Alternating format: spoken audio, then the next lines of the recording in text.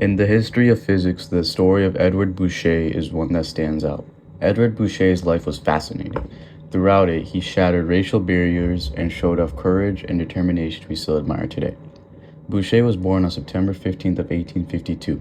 He was born into a poor family. His father was an unskilled worker, being brought to Connecticut as an enslaved valet and later being emancipated. His mother was a housewife. However, he was constantly being encouraged by his parents to get an education, him and his three sisters as well. In the 19th century, segregation, slavery, and discrimination were still core issues facing the U.S. The North was anti-slavery, but discrimination and lesser opportunities for African Americans were still present and active issues everywhere. Bouchet went to the Artisan Street Colored School, one of only 3 schools that accepted black children. He only had one teacher there, Sarah Wilson. She encouraged his academic ability until he attended New Haven High School from 1866 to 68. He then attended Hopkins High School from 7th to 12th grade. He was elected as valedictorian. In the fall of 1870, Bouchet entered Yale University. He wasn't the first black student to get accepted, but he was the first to graduate. Bouchet was a model student, elected to the leading honor society Phi Beta Kappa. He was so passionate about learning that his talent spread all the way to Philadelphia, where the philanthropist Alfred Cope of the Institute for Colored Youth heard of him. He wanted Bouchet to teach at the center after graduating, and paid for his attendance.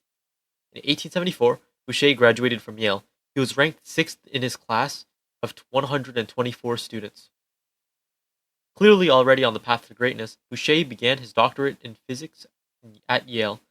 Taught by Professor Arthur Wright, the first to attain a physics PhD from an American university, he blazed through his doctorate. He finished his PhD in just 2 years. Even after his accomplishments so far and is already becoming of a role model for future generations, Bouchet wasn't immediately offered a job. In fact, due to racial discrimination, he was unable to find a job in spite of his absurd resume. After this initial period where he was unable to find a job, he went to the ICY like Cope always wanted him to. For the next 26 years, he would lead the school's science program, teaching multiple subjects like physics, chemistry, astronomy, and geography. In 1902, the school changed its mission and vision. Instead of focusing on academic education, the school now focused on vocational education. This meant that Bouchet left. Subsequently, he held various jobs in different states, teaching in Missouri, Ohio, Virginia, and Texas. Returning to New Haven in 1916, he died in 1918 at 66. Until 1988, his death went unnoticed and his academic contributions to the world went unknown. It wasn't until 1998 that Yale put down a headstone to honor his contributions to physics and the academy. Facing a life of racism, segregation, and discrimination, Bouchet is someone to look up to. In spite of all else, he built up his legacy from scratch and changed the world.